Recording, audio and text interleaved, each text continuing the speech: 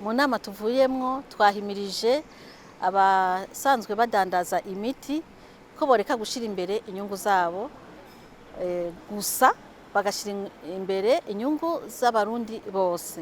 Bashize imbere inyungu zabo gusa tusha dusanga iki gisata kijanye no kudandaza imiti no guha imiti abene gihugu kica cononekara.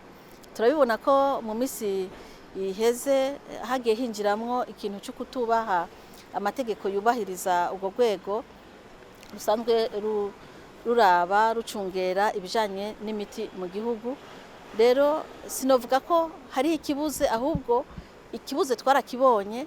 Ubu nashaka menyeshe yuko ubu turiko turashiraho ibikenewe byose kugira ngo ubwo rwego rwo gutunganya imiti mu gihugu rugire ingufu kandi rukurikiza amategeko, ruzana imiti yo kuvura bene gihugu ahubwo atari yo kubica.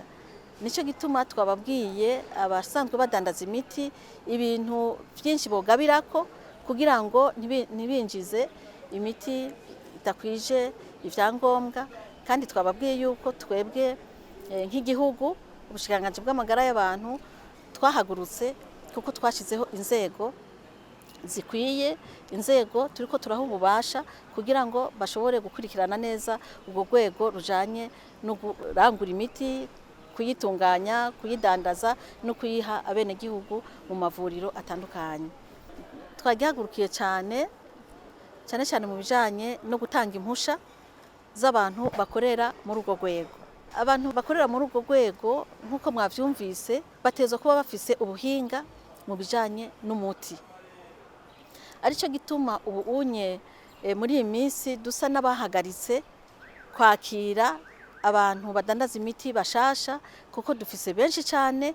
Dushaka kubanza ubwa mbere gutunganya neza ibikorwa byabo twamaze kwemerera.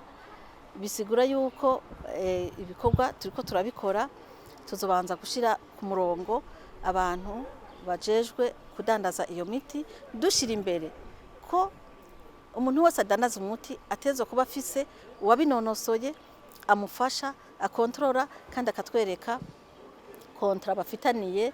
Amategeko aranditse ari mu bushikiranganji bw'amagara y'abantu. Nta muntu n'umwe atezwe kudandaza umuti adahagarikiwe n'ababinonosoye kandi babifitiye ububasha bahawe uruhusha n'urwego rw'abafarumasi.